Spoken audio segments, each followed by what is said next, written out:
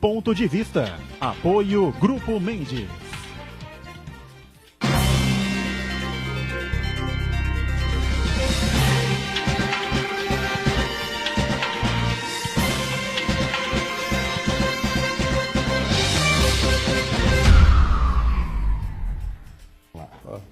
Olá, está começando aqui mais um Ponto de Vista, você sempre conferindo conosco, acompanhando com a gente neste horário da 1h30 da tarde, a tradição da discussão política e dos debates em cima dos temas importantes, educação, saúde, meio ambiente, segurança pública, transporte, enfim, os temas que formam a pauta aqui da cidade, da região metropolitana e, claro, também a discussão aprofundada dos assuntos de interesse nacional e que são gigantescos, à medida em que o tempo vai passando.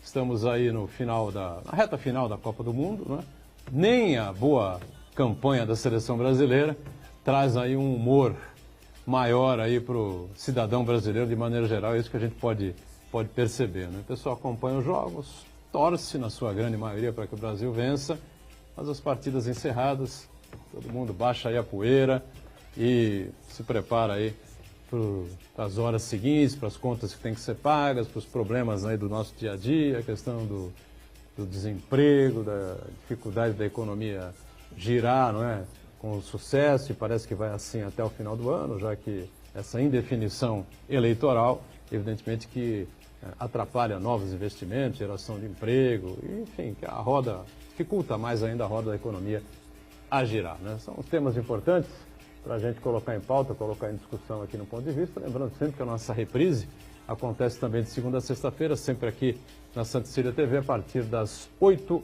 da noite.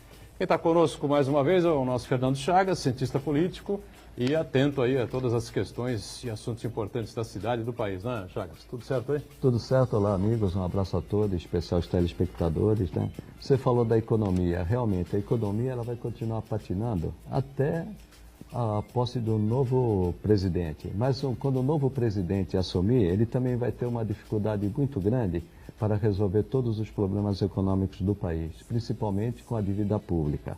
Mas até lá, a dificuldade do brasileiro vai ser controlar o câmbio. O dólar está chegando a quase R$4 por problemas internos e externos. Os problemas internos, são as loucuras do Trump, que está provocando uma guerra comercial no mundo.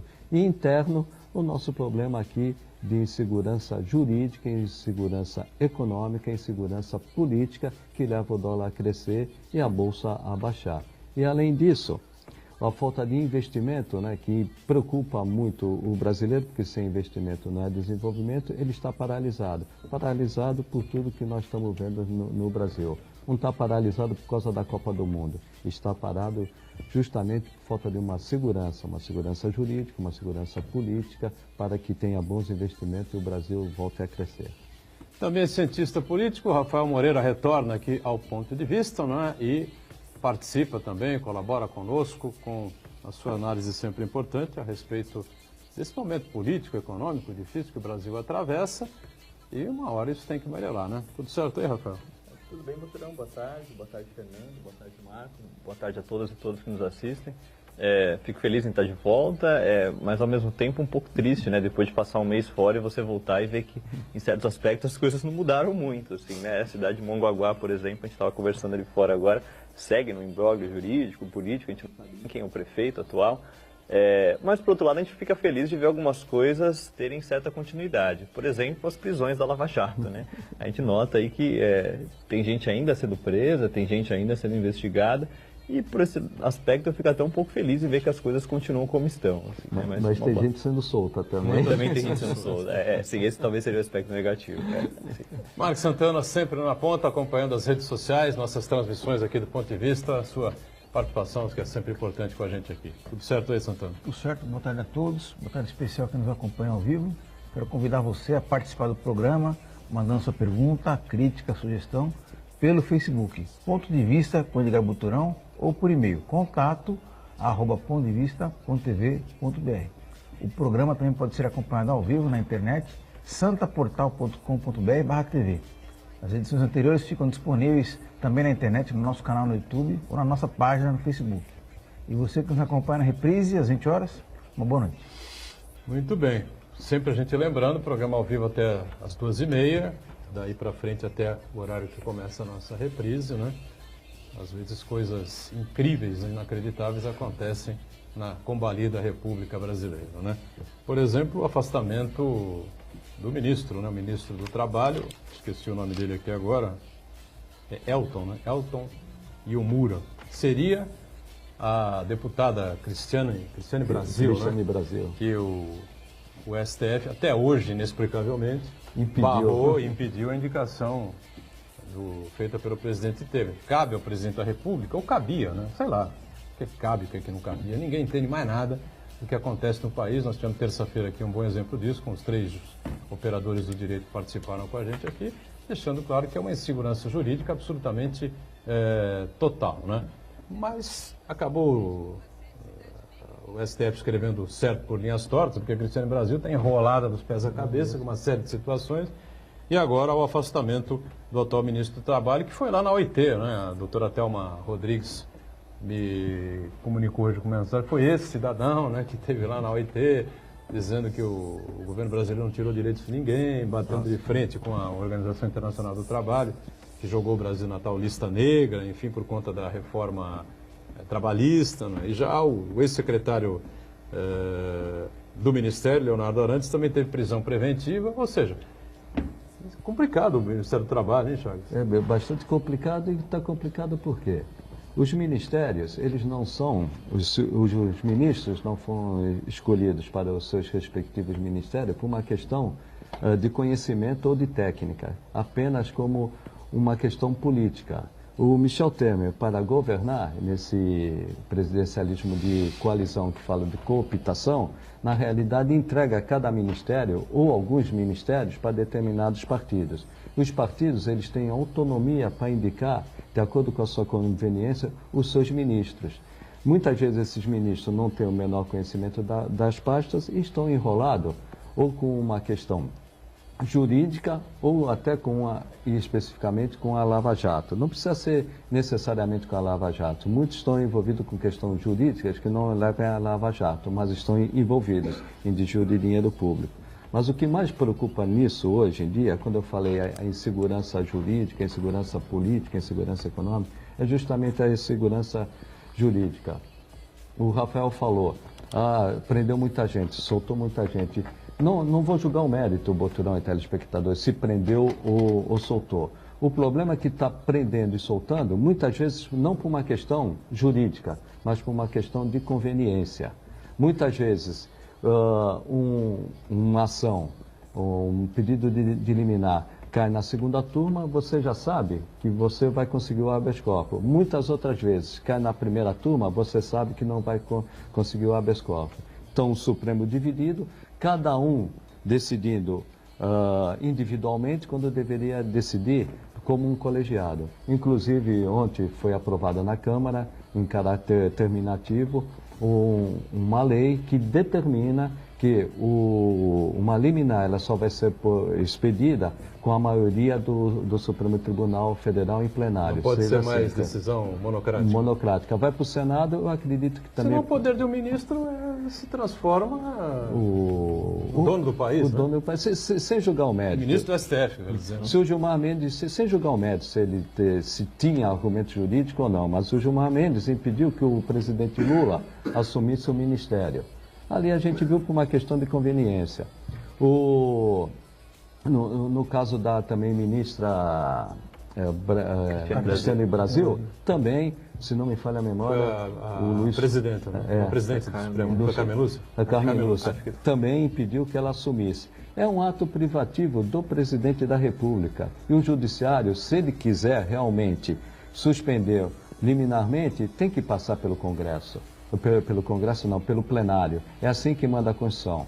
Só que não respeitam a Constituição. Então o que vai ter? Vai ter que fazer uma lei ordinária, modificando a lei de ação direta de inconstitucionalidade para impedir que um só juiz, liminarmente, determine uma decisão que foi tomada ou pelo presidente da República ou pelo Congresso e liminarmente fica suspenso eternamente. Isto não pode acontecer. Pode uma liminar suspender uma decisão de um presidente, uma medida normativa do Congresso? Pode, mas desde que seja a maioria do plenário do STF e não individualmente como está ocorrendo. Sem julgar o mérito se está certo ou está errado. Isso causa uma segurança jurídica. Essa segurança jurídica causa uma insegurança econômica. Quem vai investir num país que você não sabe as regras do jogo? Ninguém. Fora a questão eleitoral que está hoje pendente e um novo presidente que assumir vai ter uma série de problemas para resolver. E ele vai ter que mostrar isso nos debates eleitorais, como ele vai resolver esses problemas. Eu não acredito, Rafael, telespectadores, que esse vai ter o debate. Porque se falar a verdade do que vai ter que ser feito, naturalmente esse candidato não vai ser eleito. O Paulo Saldiva, ontem no jornal da TV Cultura, o Paulo Saldiva é um médico formado pela USP, né? E é professor da Faculdade de Ciências Médicas da Universidade de São Paulo. Comenta no Jornal da Cultura, né? De vez em quando, a cada 10 dias, 15 dias, enfim, ele participa. E ele coordena lá uns centros de estudos científicos da USP, parece que na área da saúde, não tenho certeza, mas deve ser, evidentemente, né? E uma das críticas que ele fez foi exatamente essa que o Chagas abriu o comentário, né? Essa questão de você entregar determinados ministérios a partidos políticos, tá certo? E não a figuras que tenham a possibilidade de fazer um trabalho mais competente, enfim. Ele até citou a preferência, né? A paixão do PP, Partido Progressista, né? Pelo Ministério da Saúde, né? Saúde também. Saúde, repete. Teve das cidades também, né? No governo da Dilma, mas agora com a saúde, enfim, dizer... Ele tem recursos, né, Bartolão? São dois ministérios com muitos recursos. Muito dinheiro, né? Pois não, Rafael. Tem alguns pontos interessantes aí que acho que a gente precisa trazer para o debate até. Em primeiro lugar, como o Fernando colocou, assim, apesar do que o senso comum prega muitas vezes no Brasil, os partidos políticos têm muita força no nosso sistema político, né? E nesse aspecto o nosso sistema não é tão diferente assim dos parlamentarismos, né?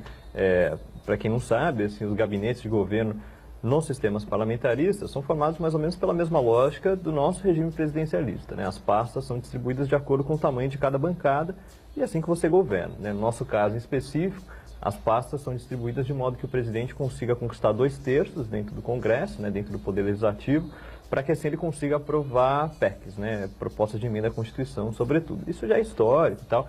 Tem governos até que governam com minoria, isso também acontece em regimes parlamentaristas, mas nesse aspecto a gente não é tão diferente, né? Então, isso mostra um pouco que os partidos políticos no Brasil têm muito peso, né, em toda a estruturação do sistema político. Lógico, a gente pode criticar sim nomeações, a gente deve até criticar nomeações que vêm, sobretudo, por meio de muito mais interesses pessoais até do que interesses partidários, em alguns casos, né? Acho importante trazer aqui para o debate, né, que para além desses nomes que estão sendo envolvidos aí na questão do Ministério do Trabalho, né, todos envolvendo o PTB, tem também outro nome, que é o Nelson Marqueselli, que é um deputado federal. E aí, acho que a trajetória dele é bastante típica do PTB e mostra o quanto os partidos são importantes para o nosso sistema e o quanto a história dos partidos são importantes para a gente compreender um pouco mais o nosso sistema, né? Para quem não sabe, o PTB é um partido que surge em 1980, né, no meio do processo de democratização, né? Até 79 a gente tinha apenas MDB e Arena, em 80, final de 79, começo de 80, mudam as regras de formação de partidos. E ali surge PT, né, o MDB se desorganiza, né, surge ali o PMDB, surge um PP que depois foi extinto e tal. E surge uma disputa muito forte para ver quem vai ter a sigla do PTB, que era uma sigla que era muito forte historicamente, né, no período de 1945 até 1964, era uma sigla que tinha muita força, né, a sigla de João Goulart, né, de Getúlio Vargas, até etc. Exatamente. E quem tinha o poder ali, a gente estava ainda em meio ao regime militar, né, em 79 e 80, e quem tinha o poder de determinar quem ficaria com cada legenda ainda era o regime militar, né, o regime militar ainda controlava o TSE naquele momento. E ali surge uma disputa muito grande sobre o PTB, em torno de dois grandes grupos políticos, né? Um deles ali é Brizola, né, já falecido, e outro tinha muito mais ligações com o regime militar, que era capitaneado por Ivete Vargas, né? Era sobrinha neta de Getúlio Vargas, ela era muito próxima do regime militar, tinha outros nomes em outros estados também, né? Sandra Cavalcante, no Rio de Janeiro, enfim, alguns nomes no norte também. A questão é, o regime militar não quer deixar uma sigla histórica, né, do campo da esquerda nas mãos de Brizola.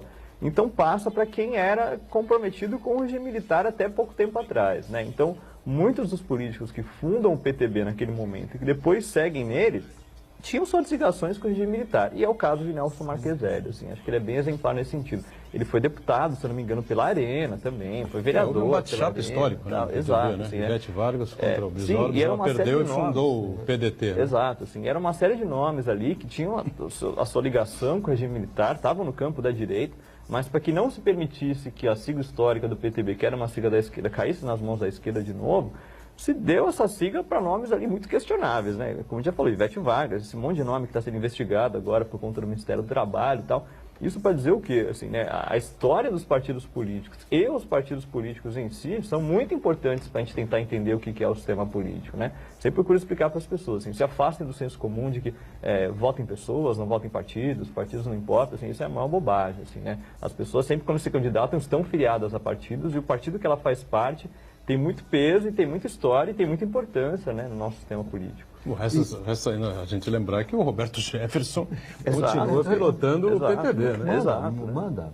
Mesmo quando ele estava preso, ele manda. O problema não é você dar ao partido ou um ministério para um partido. Isso é normal. O problema é que o presidente... quem o partido nomeia, né? Nomeia e para fazer Quem a é sua essa pessoa? política de conveniência e interesse, não do governo ou do presidente da República ou da população. É para os seus interesses.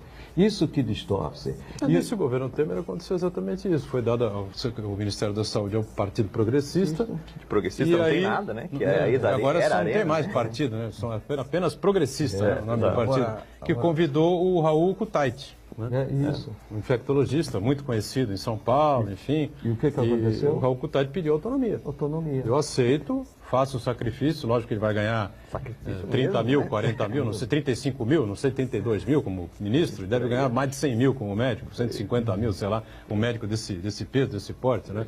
Então, ia fazer, na verdade, um certo sacrifício para assumir o ministério. Falou, bom, tudo bem, eu deixo minhas coisas de lado aqui por esse período, mas eu quero autonomia, quero nomear A, B, C, D e criar uma política, né, de saúde pública de fato diferente. Obrigado pela sua... Foi vetado. Claro, Vetado pelo mesmo hora. pelo Descartado, evidente, pelo próprio partido. Agora, uma coisa que eu acho que talvez tão ou mais preocupante, que é esse poder do partido político para defender seus interesses particulares, são aquelas bancadas multipartidárias, né, que representam grupos específicos de interesses. Né? Então, Que tem mais força do que os partidos. Que ela é integrada por políticos de vários partidos. Tem uma bancada da bala, a bancada da Bíblia, né? Dos evangélicos. E agora tem a mais desenvolta no momento, é a bancada do boi, né? A bancada ruralista. Tem a bancada dos planos de saúde, dos transportes, mas a mais desenvolta no momento é a bancada dos ruralistas, que conseguiu fazer avançar na Câmara 2 projetos que vão diretamente contra a saúde do brasileiro. O primeiro deles é que proíbe a comercialização comercialização de produtos orgânicos nos supermercados e em redes de varejo. Significa dizer o quê? É sufocar a venda dos produtos orgânicos, a agricultura familiar, aqueles produtos completamente isentos de agrotóxicos, porque o grande desafio da agricultura familiar, da comercialização dos produtos orgânicos, o seu barateamento, é a escala, né? É você criar um mercado consumidor para que quanto mais consumidores tiver, mais barato é o preço unitário dos produtos orgânicos. Então, a partir do momento de que esse projeto avança na Câmara, acaba asfixiando a agricultura familiar. Por outro lado, essa bancada ruralista também fez aprovar, na verdade, na prática, é o liberou geral dos agrotóxicos, né? Porque a primeira medida foi transferir o poder de fiscalização do Ministério da Saúde, da Agência Nacional de Vigilância Sanitária, passou para o Ministério da Agricultura. O Ministério da Agricultura, que é formada, controlada pelos ruralistas, que vai dar o aval se o produto é prejudicial à saúde ou não. O ministro hoje é o Blairo Maggi. Blairo Maggi, que é o latifundiário, o rei da soja do momento, né? Que defende o seu interesse, não defende Exatamente. o interesse do governo, da população. E o Brasil, em relação ao consumo de agrotóxicos, já tem uma situação preocupante. O Brasil é o campeão mundial de consumo de agrotóxicos. Com essa medida, o consumo vai aumentar ainda mais. O Brasil é o único país do mundo que consome produtos agrotóxicos que são completamente proibidos na Europa. Quer dizer, se os alimentos do Brasil hoje já estão comprometidos, com essa liberação geral, vai piorar ainda mais. E o Nelson Marqueselli, esse do PTB, ele é dono de uma transportadora. Ele que teve a iniciativa de dar uma isenção de PIS/COFINS para os caminhoneiros, não para os caminhoneiros, Exatamente. para as empresas de transporte, que ele é um dos líderes e dono de uma empresa. Só aí é um rombo de 27 bilhões nos cofres públicos. Então não é o problema do partido ter um ministério. O problema é que eles veem só o seu interesse.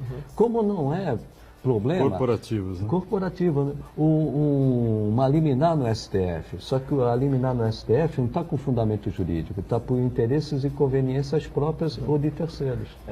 Sobre essas bancadas suprapartidárias, assim, né, acho que o Marco colocou bem, assim, a gente tem algumas bancadas que têm uma série de problemas ali e a gente tem uma trinca ali, né, hoje em dia na Câmara que a gente chama de bancada BBB, né, a bancada da bala, do boi e da Bíblia, que é a bancada evangélica, a bancada que é financiada pela indústria armamentícia e a bancada do agronegócio. As três são muito próximas na sua atuação, muito próximas. Elas atuam em conjunto, por exemplo, por um lado para barrar qualquer avanço na lei de aborto e ao mesmo tempo para retroceder em leis florestais, etc. Elas se aliam muito rapidamente e se apoiam mutuamente dependendo da conveniência.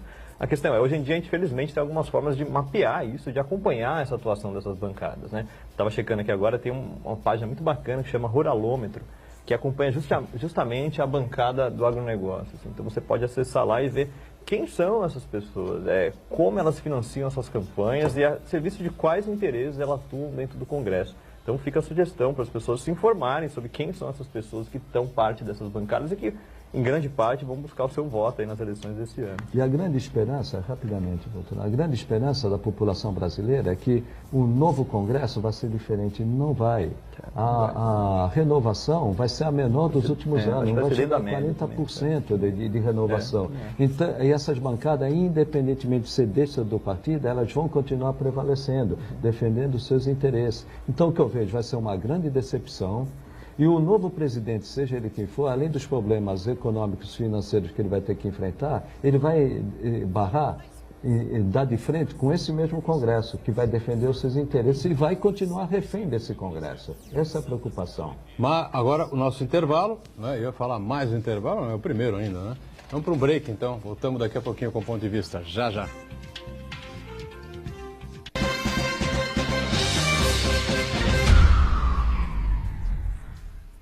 Existe um lugar em Santos onde você encontra os empreendimentos mais fascinantes da região. Um lugar amplo, aconchegante, feito para oferecer o melhor atendimento para você. Um lugar que reúne as melhores opções residenciais e comerciais nos bairros mais nobres de Santos. Um lugar que a gente nem precisava dizer, porque você já sabe. Central de Vendas Grupo Mendes, Rua Guaiaó 55, Aparecida. Venha fechar um bom negócio para abrir as portas do seu novo lugar.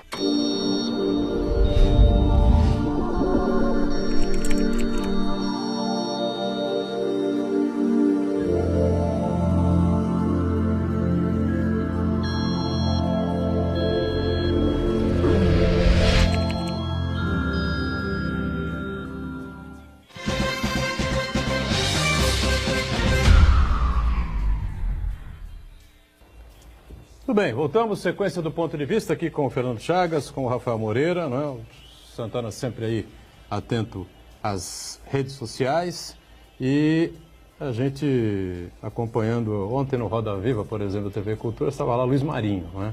Ex-prefeito de São Bernardo, ex-ministro do Trabalho? Não, do Trabalho também, né? Trabalho. E garantindo que Lula será candidato à presidência da República, e que ele não cai na lei da ficha limpa, enfim, e que acabará sendo libertado e essa coisa toda, enfim. Eu sei que isso colabora para mais confusão, né, para mais dificuldade de compreensão. Por enquanto, a gente ainda tem essa fase de Copa do Mundo, né, em que as atenções, eu disse, o pessoal não está bem humorado com as atuações do Neymar, da seleção, ainda nada disso, mas isso está acontecendo e não é mesmo, né? Mas tem assim uma nuvem aí cobrindo o processo eleitoral e tal, né? Acabando a Copa do Mundo, vai ser uma confusão que ninguém vai entender nada. Quer dizer, o Lula é candidato, não é candidato, mas ele aparece nas pesquisas, ele é o líder das pesquisas, enfim. Aí aparece outro quadro sem o Lula. Ou seja, só vamos dizer que nós vamos entender o que vai acontecer, o jogo para valer a partir de 15 de setembro ou 20 de setembro, será isso? Não, tem uma informação que é um complicador a mais, que a defesa do presidente Lula juntou aos autos do processo da sua defesa, que a defesa do presidente Lula fez um levantamento e identificou que 145 prefeitos que foram eleitos em 2016 concorreram subjúdice, conseguiram tomar posse e 70% deles permanecem no cargo. Quer dizer, é um precedente, é um argumento a mais para que defende que o presidente Lula pode concorrer. Não há uma segurança jurídica no país. Quem vai decidir isso? Vai decidir o STF e tem um engano muito grande. As pessoas... STF ou o Tribunal Eleitoral? Vai chegar no STF. Com certeza, no Tribunal Superior Eleitoral, a candidatura dele vai ser rejeitada. Os advogados vão entrar com recurso. Esse recurso ele vai ser, num prazo rápido, julgado e vai ser indeferido e vai para o STF. A tendência hoje do STF é também negar a candidatura por causa da ficha limpa. E no caso, muita gente tem feito uma confusão. Ele preso, ele pode concorrer, preso, ele pode concorrer, solto, ele pode concorrer. O problema é que ele não pode concorrer é da ficha limpa. Ele tem uma condenação em segunda instância por um órgão colegiado, portanto, não pode participar da eleição. Esses que... Ele pode concorrer preso? Pode. O problema é a ficha limpa. Ele pode Como você pode eleger um preso, jeito que está preso? E ele lidera as pesquisas. Não, ele liderar, é normal. Normal. Tudo bem. E agora, é o recall do período que ele foi presidente. O pessoal tem saudade. Lógico. O PT é um partido muito organizado. Muito forte, organizado. Muito então, forte. Claro. Então, ele preso, ele pode concorrer. Ele não pode concorrer por causa da ficha limpa. E esses 145 prefeitos, eles tinham uma liminar. Se for concedida uma liminar, ele pode concorrer, pode ganhar a eleição e assumir e depois ser cassado ou não. Mas a liminar seria concedida pelo STF? Ou pelo Tribunal Superior Eleitoral ou pelo STF. Para o que eu vejo, a importância do presidente Lula é muito maior do que dos prefeitos. Então, para não ter um problema maior jurídico que vai implicar político, o que eu vejo, o presidente Lula e os próprios advogados estão conscientes disso, não vai participar da eleição. Ele vai levar até o limite, se não me falha a memória, até 20 de setembro. 20 de setembro ele retira a candidatura e vai indicar o plano B, o plano C, o plano D. Mas até lá ele é candidato, inclusive no dia 15 ele vai registrar a candidatura dele e vai ter um apoio maciço da esquerda, principalmente do PT, para que ele consiga eliminar e que a sua candidatura seja liberada. Rafael, não vejo possibilidades hoje da candidatura ser liberada, diferentemente dos outros prefeitos. São situações diferentes. Hoje, por incrível que pareça, o presidente Lula, por ele ser o que ele é, acaba prejudicando uma futura liminar para que ele possa participar do pleito eleitoral. Sobre a candidatura ser liberada ou não, assim, eu de fato, assim, acho que é uma sensação de incerteza tão grande que acho que ninguém consegue cravar nada, assim. Ainda, agora, em relação à candidatura dele, assim, Fernando, eu não tenho tanta certeza, assim, até que momento o PT vai levar isso adiante, porque há uma disputa interna muito grande no PT no momento atual sobre qual estratégia ser seguida. E, de fato, assim, essa estratégia que vai ser adotada pelo partido, assim, requer um cálculo político bastante refinado, assim, muito refinado mesmo. E um risco muito grande. E um risco muito grande em todos os aspectos, assim, para qualquer que seja a decisão tomada, assim, porque você apostar numa candidatura do Lula até o final e depois você registrar uma nova candidatura, você apostar que vai haver uma transferência de votos até automática entre uma candidatura e outra. E a gente sabe que a coisa não funciona assim, né? Lula é uma figura que hoje transcende o próprio partido que ele faz parte, né? Ela está acima do próprio lulismo, partido, né? Exato, assim, é uma coisa diferente, né? Então, não dá para cravar que vai haver essa transferência de votos automática, o próprio PT sabe disso. Assim. Imagina que o PT tem uma série de intelectuais ali que tem um conhecimento de dados, tem um conhecimento de história do Brasil muito grande e que também estão levando isso em conta na hora de fazer o cálculo, né? A questão como a gente não sabe ainda... O PT ainda... manda alguma coisa ou quem manda é ele? Eu acho que ele estando preso, acho que isso diminui o poder dele, de fato. Mas Você a questão acha? eu acho que sim, em muitos aspectos, eu acho. Mas eu também, A questão é, assim, o PT é um partido de tendências, né? A gente tem que sempre levar isso em conta, assim, né? O PT não é uma estrutura monolítica, né? Ele não é apenas um partido, né? Ele tem uma série de correntes internas, uma série de tendências e com visões diferentes de Brasil, com visões diferentes de disputa eleitoral e com figuras, com forças diferentes relativamente dentro do partido, né? Então, algumas correntes vão tentar que desde o início Lula retire a sua candidatura e que emplaque ali a sua própria candidatura da sua corrente. Os governadores, eu concordo Então, com você. exatamente. Os governadores gostariam que o presidente Lula já lançasse o plano B. Mas aí o que eu vejo, eu concordo com o Boturão. O presidente Lula é mais forte do que o PT. Diz Exato, o Luiz ele Marinho mais que não há plano B. Concordo, sim. Mas, Plano A é assim, Luiz isso. Inácio, plano B é Lula da Claro. Silva, foi o que ele disse ontem no Esse Roda tipo de Viva. declaração por parte do Luiz Marinho também é estratégico. lógico, figuras ensaiado, diferentes, né? claro, Claro. você tem figuras diferentes do PT dizendo coisas diferentes em diferentes momentos. E assim, teve e a gente sabe uma que timing é situação, tudo, Marcos, né? teve uma situação que o seu público pertence, ele tentou no Supremo Tribunal transformar a prisão do Lula no Paraná em domiciliar. O PT foi totalmente contra, porque aí o Lula estaria assumindo uma culpa.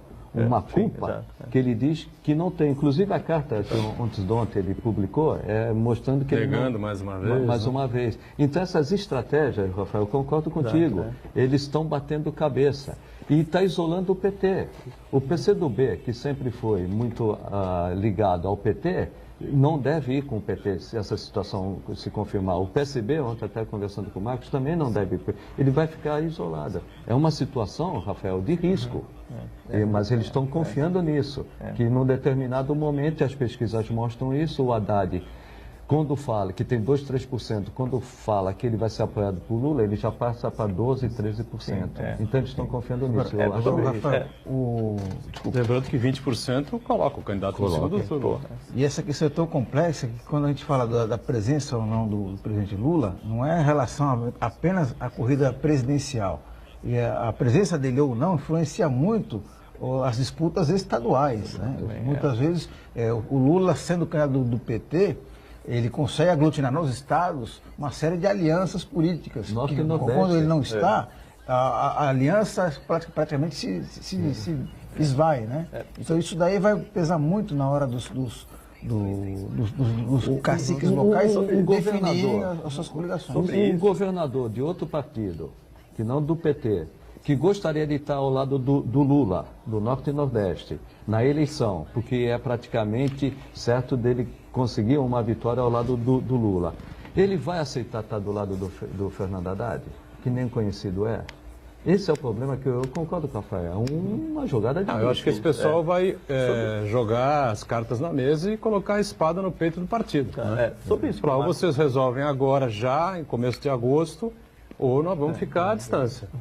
Né? Sobre isso que o Mas aí também o risco fica à distância. O Lula é candidato, como é que faz? Quebra a cara.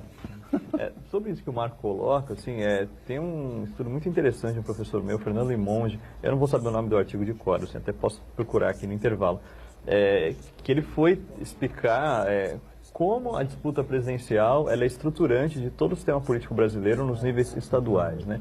Então, assim, um determinado partido lançar uma candidatura própria a presidente da República, isso está condicionado a, em determinados estados, ele não lançar uma candidatura própria a governador de estado, mas apoiar uma outra determinada candidatura.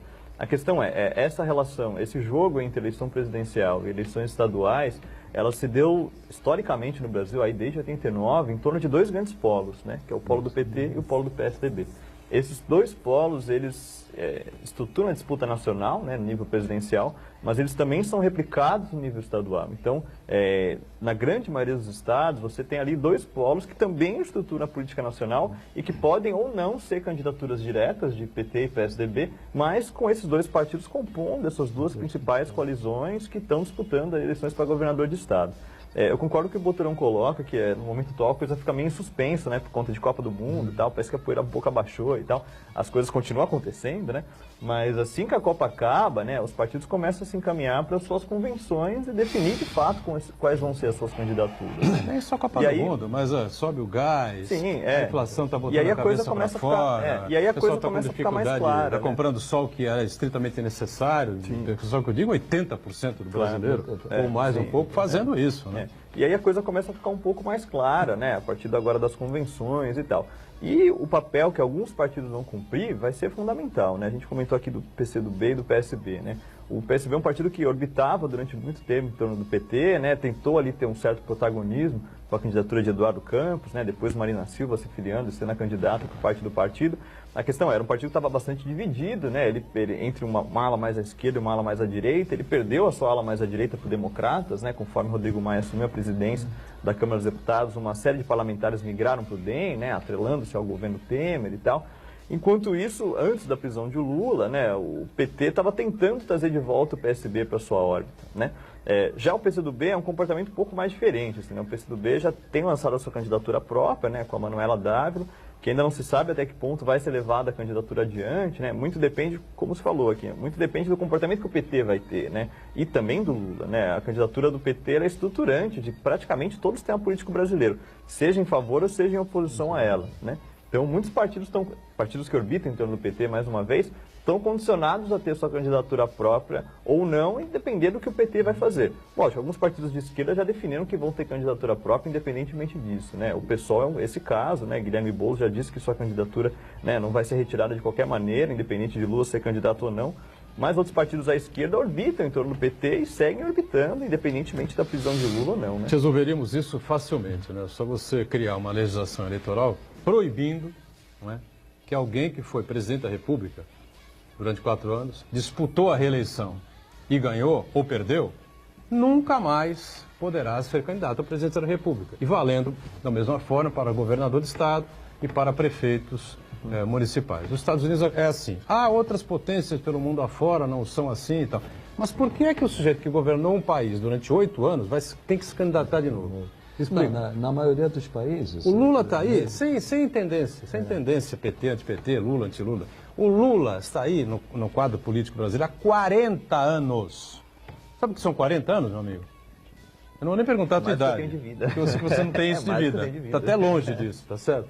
Nós, o Santana tem um pouco mais, eu e o Chagas temos um pouco mais também, né? E demonstra o Lula sendo o principal candidato do PT, indica duas coisas.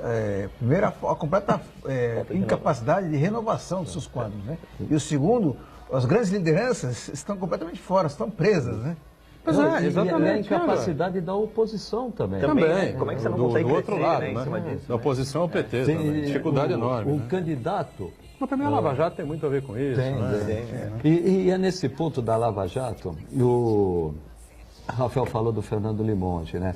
Tem um outro cientista político, Alberto Carlos Almeida, que ele diz que a eleição deste ano vai se repetir como as anteriores. De um lado o PT e do outro lado o PSDB. Porque quem do Norte e Nordeste vai votar, quem é do Norte e Nordeste vai votar majoritariamente no PT. E do Sul-Sudeste, majoritariamente no candidato do PSDB. Com a Lava Jato, Boturão, eu não vejo tão fácil assim.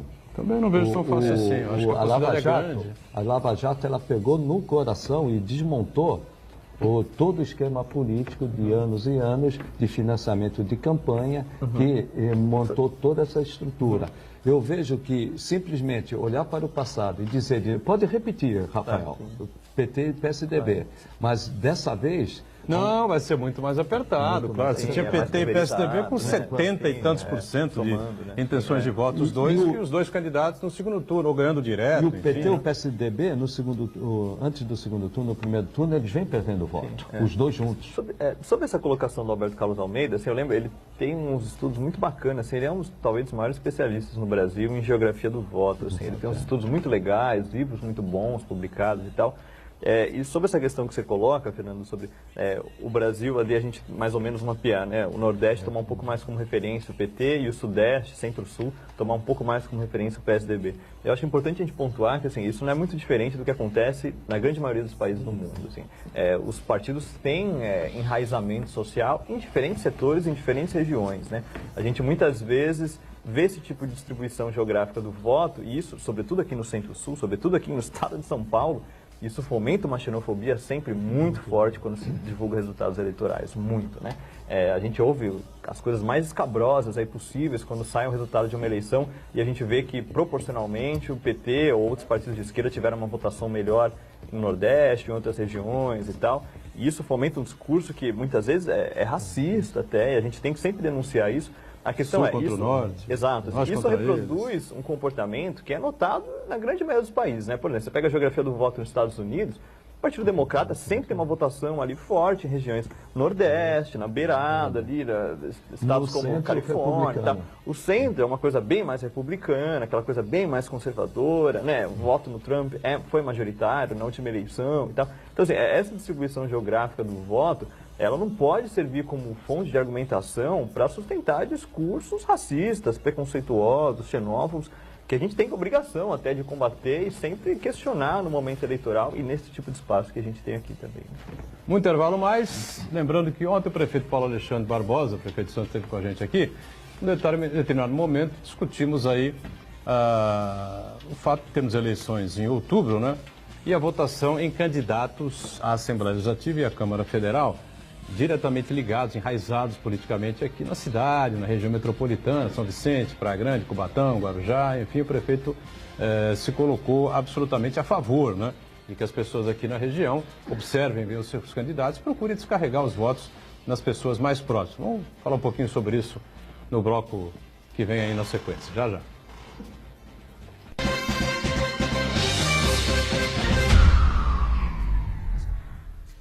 Existe um lugar em Santos onde você encontra os empreendimentos mais fascinantes da região. Um lugar amplo, aconchegante, feito para oferecer o melhor atendimento para você. Um lugar que reúne as melhores opções residenciais e comerciais nos bairros mais nobres de Santos. Um lugar que a gente nem precisava dizer, porque você já sabe. Central de Vendas Grupo Mendes, Rua Guaiaó 55, Aparecida. Venha fechar um bom negócio para abrir as portas do seu novo lugar. O novo FIES está melhor e agora atende mais pessoas. É financiamento de curso superior a juros zero para quem mais precisa, ou a juros muito baixos para quem tem renda familiar até 5 salários mínimos. E o FIES agora financia no mínimo 50% do valor do curso. É sua grande oportunidade para ingressar em um curso superior. As inscrições para o segundo semestre vão de 16 a 22 de julho. Acesse o site fies.mec.gov.br e saiba mais. Ministério da Educação, Governo Federal.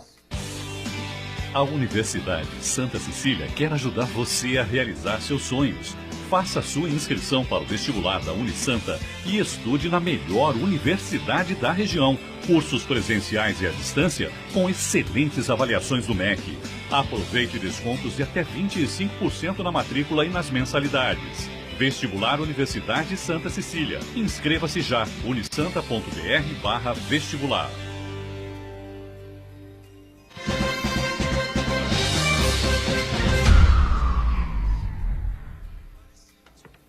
Muito bem, eleições, né? Lembrando, o prefeito esteve ontem aqui, Paulo Alexandre Barbosa, e a gente, no final do programa, comentamos com ele a questão eleitoral que vem por aí e os candidatos aqui regionais que podem engrossar um pouquinho a nossa representação na Assembleia Legislativa e também na Câmara Federal. Evidentemente que a gente não pode aqui no programa ficar pedindo para o eleitor votar em candidatos que são aqui da cidade, que são de São Vicente, Praia Grande, de Cubatão, a gente não pode fazer isso aqui, claro, né? O eleitor tem a liberdade para votar em quem quiser, né? Mas né, é bom sempre lembrar, né, que você pode ter um escritório político, né, de um deputado estadual aqui em Santos, né, na Ana Costa, no Conselheiro Nébias, no centro, enfim, né? Um deputado federal, a mesma coisa, né? Enquanto se você vota em gente que mora em São Paulo, Ribeirão Preto, Campinas, os midiáticos aí que costumam arrecadar votos aqui de uma maneira extraordinária, né, Rafael? você não vai achar esse cara em lugar nenhum, tá certo? Nem um assessor parlamentar, nem coisa nenhuma, né? E quando se precisa, né, um projeto qualquer, uma possibilidade qualquer, tanto na Assembleia quanto na Câmara Federal, vai lá o prefeito e acaba tendo que se valer de deputados de outras regiões, enfim, que normalmente não tem conhecimento algum, né, da cidade, enfim, né? Mas a gozada é que a gente vive assim, né? Numa legislatura, você tem 6, 7 deputados estaduais. Na outra legislatura, você cai para 2, 3. Quem sabe nesta, né, possamos voltar de novo a ter 5, 6, 7 deputados estaduais. Federais é difícil, né? Não é difícil. Passar de 3 é difícil. Né? O número de representantes equivalente à nossa população, ao nosso número de eleitores, melhor dizendo, né? De deputados estaduais, 4, e deputados federais, 3. Basicamente. Quando passa disso, é que nós tivemos uma representatividade maior devido aos votos. Os municípios, eles dependem basicamente de transferência de recursos, não só os recursos obrigatórios, que aqueles são constitucionais, que a Constituição determina que sejam repassados automaticamente, mas os recursos voluntários. Para conseguir esses recursos voluntários, precisa ter representatividade política. Para ter representatividade política, precisa de deputados estaduais e deputados federais. E como se consegue isso? Se consegue nos votos. Assim que uma população consegue recursos, principalmente para investimentos, já que os municípios, de uma forma geral, não têm recurso para investimento. E investimento que é? São obras públicas para melhorar a qualidade de vida da população. Então, é uma opção que a população, os eleitores, têm que tomar. Ou vota nos seus candidatos que o representem, que ele encontra no bar, na praça, na praia, ou vota nas celebridades. Celebridades, por mais que tenha voto na Baixada Santista, significa muito pouco no universo de votos que essas celebridades conseguem em todo o estado de São Paulo. Muitas vezes eles nem sabem que uma cidade do litoral sul votou nele e que existe. Então, é uma hora da gente pensar o que é melhor para a Baixada Santista. É isso, né? Eu vou colocar algumas coisas apenas, assim, como foi falado, esse ano a gente tem eleições gerais, né, eleições para deputado estadual, deputado federal. De fato, para muitas pessoas é importante que na hora do voto você dê o seu voto para pessoas que morem na sua região, mas eu sempre coloco que isso não pode ser um único critério na hora de definir em quem você vai votar, né? Você muitas vezes tem pessoas que moram ali, até no mesmo bairro que você, né, que são deputados estaduais ou deputados federais, e que tem mandatos verdadeiramente desastrosos dentro do Poder Legislativo, né? A gente tem até representantes da região hoje em dia que tem um atrelamento muito forte a Michel Temer, né, que foram braço direito de Eduardo Cunha, etc., que provam que você está morando na cidade que você quer votar, você quer votar numa pessoa que mora na sua própria cidade, não pode ser o único critério na hora de você definir o seu voto. A gente tem parlamentares que fazem um trabalho muito bacana até, com questões de representação de gênero, por exemplo, né, representando minorias sociológicas, né, que tem muito pouco espaço dentro das esferas de poder no Brasil e que não necessariamente moram na nossa própria região, né. Lógico, também é bacana se você procurar pessoas que representam essas pautas suas e que moram ali perto de você, que você vai ter um contato mais próximo, que você vai ter um escritório político na sua própria cidade na hora de levar uma determinada pauta, uma determinada demanda da sua região, do seu bairro e tal. Mas sempre acho importante pontuar o que eu falei antes, assim, né? O deputado, o candidato a deputado estadual ou federal, morar na sua própria cidade não deve ser o único critério na hora de você definir o seu voto, né? A gente já levou isso em conta muitas vezes e elegeu aí parlamentares que têm uma atuação desastrosa, para não dizer até corrupta, né? A Assembleia Legislativa merece uma atenção até maior nesse aspecto. Também. Você tem uma proximidade com o governo do Estado, para viabilizar algumas coisas, enfim. É tudo errado, né? Como nós comentamos aqui com o prefeito, tudo completamente equivocado. Ter que criar projetos, correr atrás de parcerias, enfim. O dinheiro tinha que ficar no município e o município, dependendo da sua arrecadação, destinar ao governo federal, à União, percentual. E ao Estado, um outro percentual. Não pode acontecer o tal passeio do dinheiro que o Chagas já explicou aqui em várias oportunidades. Né? Que, no final das contas, gera uma série de problemas, uma série de dificuldades. E fica refém, né? E coisas até piores, né? Mal cheirosas, diga-se de passagem. E fica refém, né, da atuação política. Vamos supor, se o governo ele é do mesmo partido do prefeito, ele favorece. Se ele não é, ele acaba prejudicando. Se o município tivesse autonomia para isso, nós não ficaríamos refém da vontade política deste ou daquele. Hora do cafezinho, né? Vem aí a manchete capa do jornal da Orla, em formato tabloide, circulando aqui pela cidade, pela região metropolitana, nesta quinta-feira. Hora do cafezinho, exatamente em relação ao evento que vai acontecer lá no centro de Santos, na Rua 15, enfim, né? Agora a partir nessa sexta, né, Marcos Santana? Exatamente. Vai até o feriado, é isso? Começa sexta-feira à noite, durante o final de semana vai ter uma programação muito ampla, variada, não só para quem gosta de café, mas quem gosta de cultura, de artes, muitos cursos, palestras, música também. E é uma coisa importante para a cidade, do modo geral, porque oferece atividades não só para os moradores, mas também um atrativo turístico a mais para os visitantes. E é uma grande batalha dos moradores de Santos, da comunidade, oferecer um calendário turístico perene ao longo de todo o ano, não apenas durante a temporada de verão. Então, a partir do momento que você oferece eventos como esse aí, muito atrelados à cultura, à gastronomia, agrega valor à cidade e traz mais visitantes ainda. Muito bem. Pois não. Só para aproveitar o gancho, assim, eu sempre acho importante que a população da cidade aproveite esse tipo de evento para conhecer os próprios atrativos turísticos, culturais também, que a nossa própria cidade tem, né? Eu tenho muito amigo, por exemplo, que mora em Santos a vida inteira, que nunca visitou a Bolsa do Café, que nunca visitou o Museu do Café. Comum, assim. Então, eu sempre sugiro para que as pessoas aproveitem esse tipo de espaço para que vão conhecer os museus da sua própria cidade, né? Eu costumo uma vez por ano, mais ou menos, que sempre tem amigo visitante, eu sempre levo lá. Legal. Ali está um espaço da cidade, da história da cidade, né? Bonito, e da história do né? Brasil, assim, Bonito, né? bem O prédio cuidado. é lindo, é maravilhoso, assim, ele é muito bem conservado, assim, talvez seja um dos melhores museus que a gente tem na região.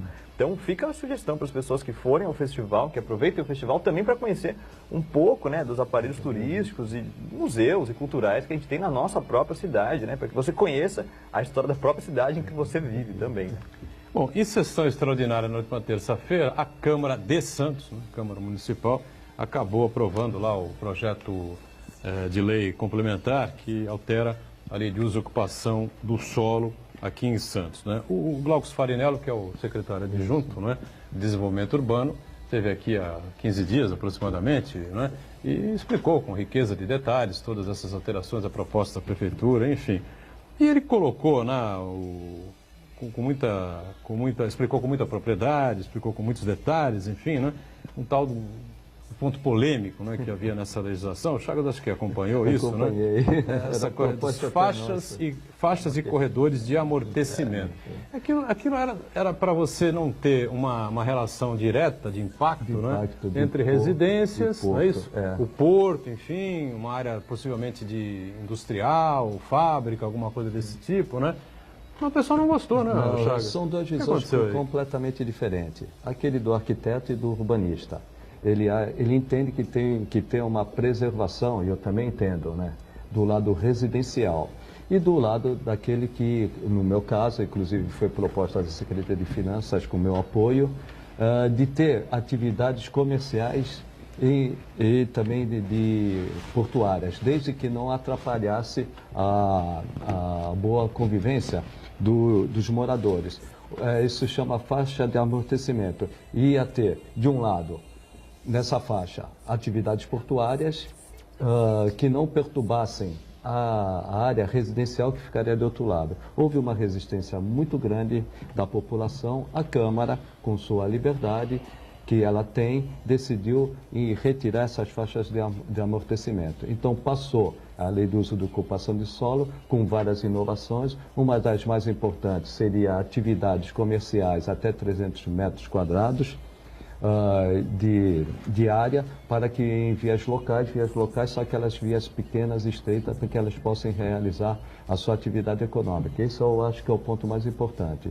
Da Câmara o bairro mais afetado com essas mudanças? Macuco, por ali? Seria o Macuco, basicamente ali na Manuel Torinho. A discussão se situa ali. Como eu entendia que a Manuel Torinho é uma região que ali se estabeleceu os armazéns e que aqueles armazéns deveriam ser utilizados para atividade portuária. Foram construídos vários prédios ao lado, mas na Silva Jardim, outra rua me foge a memória, mas basicamente... Campos Melo, não? Campos Melo.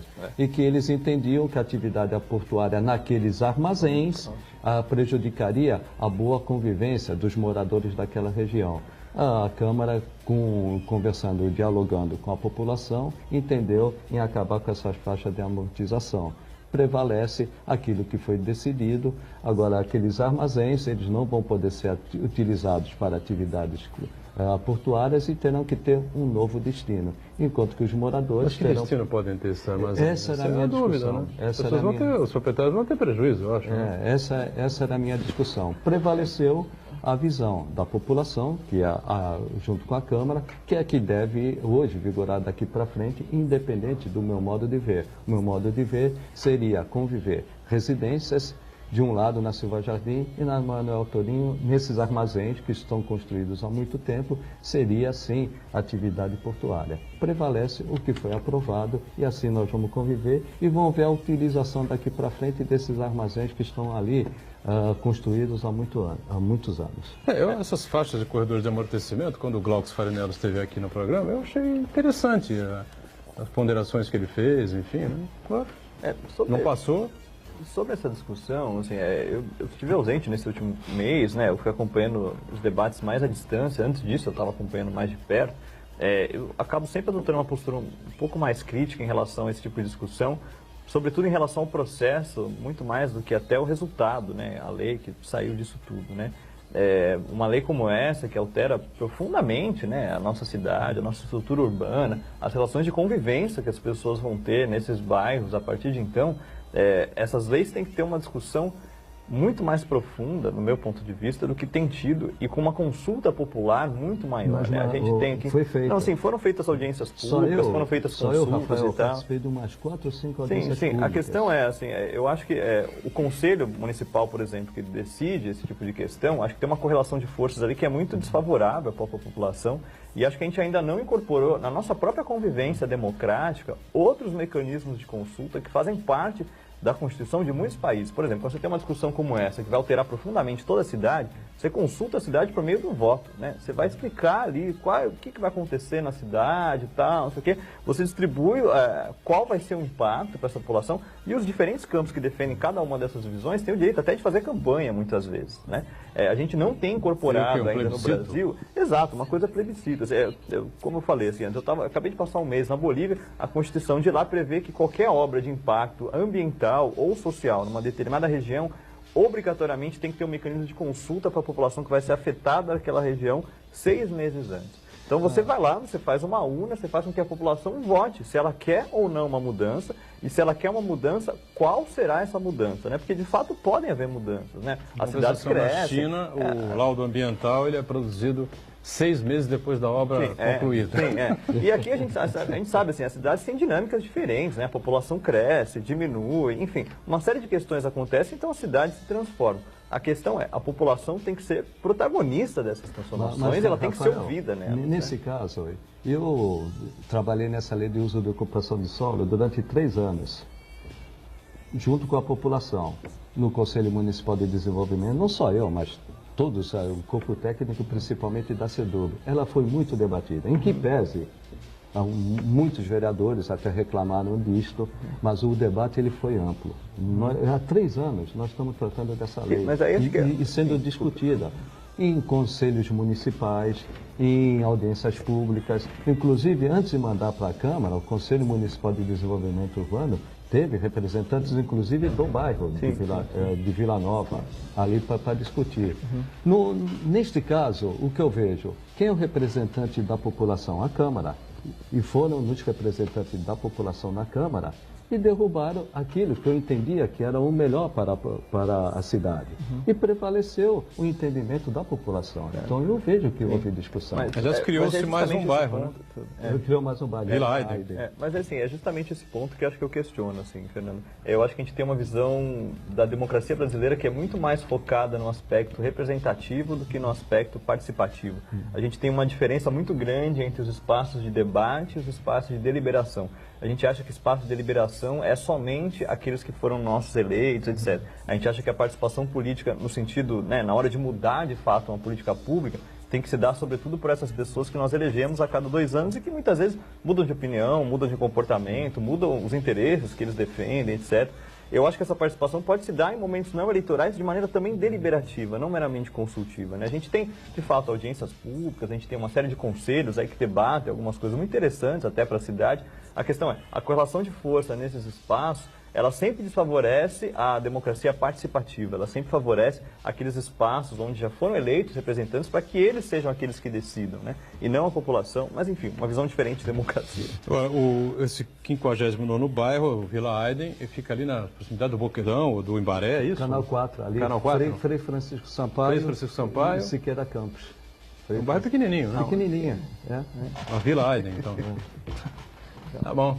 O prefeito vai sancionar isso que a Câmara... Vamos aguardar a questão técnica, né? Vai passar pela CEDURB e eles vão fazer um parecer. O projeto do Executivo foi mexido, né? Foi bem mexido, agora vai para sanção e promulgação do prefeito. Antes passa por uma avaliação técnica da CEDURB e também da Procuradoria-Geral do município.